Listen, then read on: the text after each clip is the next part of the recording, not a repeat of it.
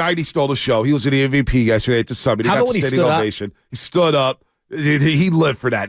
But Steiny had to show up. It's in San Leandro. It's in the East Bay. Yeah, you better show up at it's his a home turf. game. You better believe it. If we do a summit in San Francisco, I'm going all out.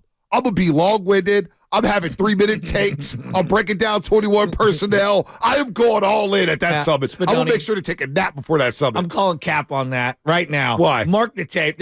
This guy, I'm going all in. Then the day of, me and him are going to be calling each other. I can't believe we got to go do this right now. We're stuck in traffic at 90-degree I was heat. furious. On the way over. 92, they're telling me to get off, get off. I found the worst stretch of freeway in the Bay Area. Put this on the internet right now. The worst stretch of Bay Area roadway by far.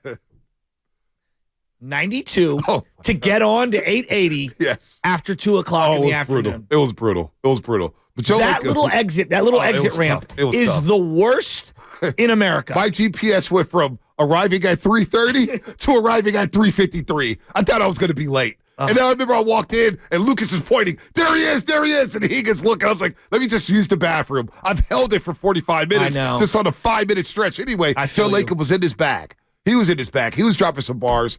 And then the big question mark going into this season is what's going to happen with Klay Thompson.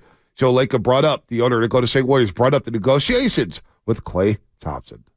Well, I hope it's not a distraction. I mean, we're not in control of this. I mean, there's two sides to every negotiation. We want him back. He wants to be back. It's kind of like Draymond. Right. I think everyone needs to just chill a little bit. Let this take its course. My guess is it works out. Okay? You know, I can't control it. I can't dictate it. You can't dictate it. Right. Fans can't dictate it. These things have to take their course. There's different parties involved, but the intentions are really good. Well, the Draymond situation was different because he had an opt-in and he could opt out if he chose to. True. But do you look back at how that went and learn any lesson from that? Was it good, bad, indifferent? Was it just business? Like, did that have any tangible effect on the season last year, you think? Oh, it might have, but I think there were some issues last year with respect to some of the contracts. Some of the other guys got contracts I know you're referring to. Maybe it did. I don't think there's going to be anything like that this year, though. Yeah. I really don't. Klay's a professional.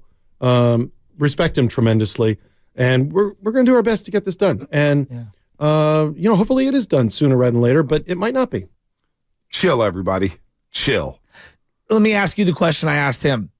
The Draymond contract situation, which Dre had to opt in, so it was different, and he had control of that. Did you think it was handled well by both sides? Absolutely. The deal got done, and it became a non-issue. But did it affect the season last year? I see. It goes back to Kevin Durant, right? And Joe Lacob kind of brought that. He goes, I know what you're referring to. Yeah, he knew exactly what I was referring to. Yeah, and I knew, and it was a great question. Great question. Without referring to the contract. Yes. Kevin Durant's last year, when Draymond and KD got into it, was it because of the contract situation? Draymond was going to be a free agent after the next season. And he knew, boy, if they pay Kevin Durant, there may not be room for me. I don't know if it's a real thing or not, but maybe that's what led to some of the arguments. We went without you, blah, blah, blah, blah, blah. Go ahead and leave. And KD's like, okay, fine, I'll leave. That hasn't worked out for KD after, life after the Golden State Warriors. But then, same thing happened. New Poole and Wiggins had to get paid. And got paid. At the beginning of the season. Yeah, but Poole got paid after Punchgate, right? That's true. So maybe that has something to do with it. Yeah, but But it did not become a distraction. That wasn't the main. It kind of took heat off his contract. It's just about the team and Jordan Poole, who's going to fit long term or whatnot. And a lot of fans were out on Draymond, right? A lot of fans are like, he can walk. I just think it creates unnecessary tension. It does. But I understand as a business tactic because everyone's like, it's a business. It is. But sometimes that bleeds over into affecting your play and your psyche and stuff. Not all the time. Now, somebody's going to fight through it, right? Absolutely. Joe Flacco, great example. One of the greatest contract years of all time, right?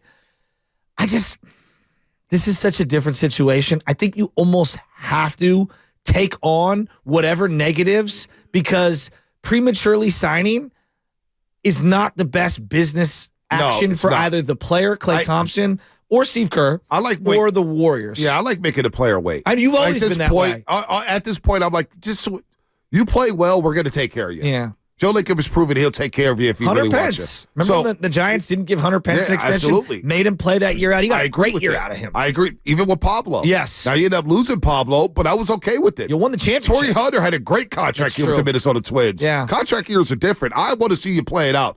If I'm going to pay you this money, I need to see you ball out, because if I do give you the money and you all of a sudden you relax a little bit and you're not tripping up about the bad season, that's why I wanted the Warriors to wait on Draymond Green the first time around. When they gave him the contract, they gave it to him in like August, right? Of that year in which they won 15 games.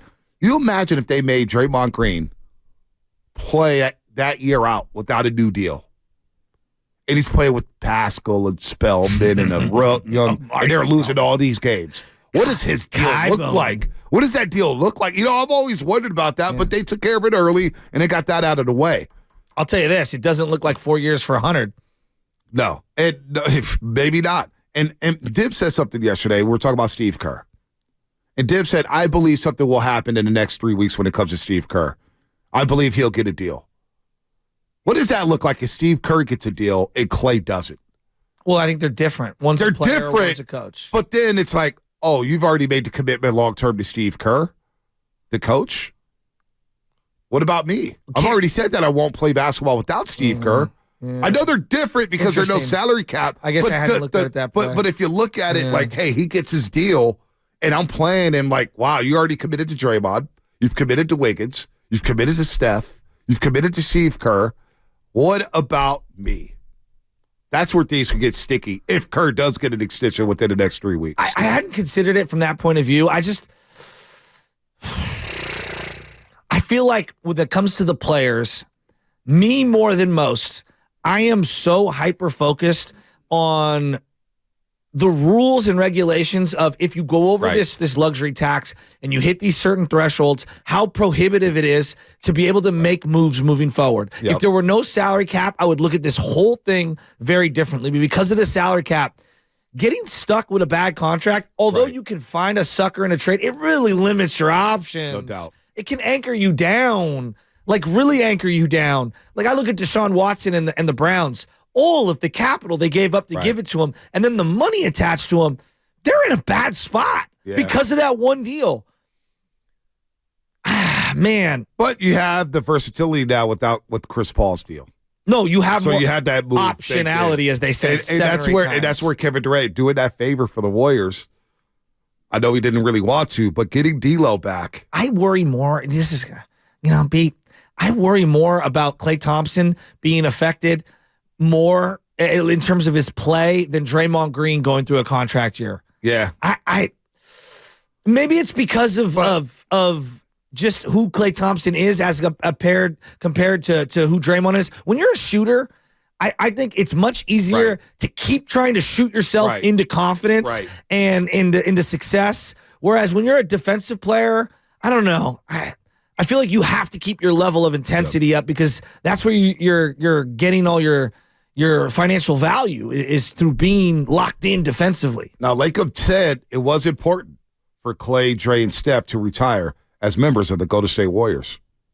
But I will say it's really important to me to have the continuity, all right, to have the continuity and to have these guys retire as Warriors would be such an amazing thing to have happen.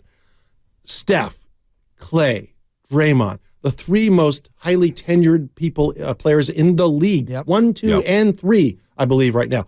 I'm very proud of that. And we should all be proud of that. And by the way, that's when I grew up, that was important to have. You knew that these guys were your guys. They were your team. They were always with the team. There wasn't free agency and all that stuff. Now the world's changed. We all understand that. And business realities do enter into it sometimes. But look, I would love more than anything to keep those three guys here through the entirety of their career. And we're going to try to do that. It's Joe Lacob. He's got everybody eating at the palm of his hands right now. He won so many people over. Even Big Pun South City hit me up with a voice memo. I love Joe Lacob. He's the new Eddie D. I mean, who doesn't? How can you not? He wants to win. He's maniacally obsessed. Right.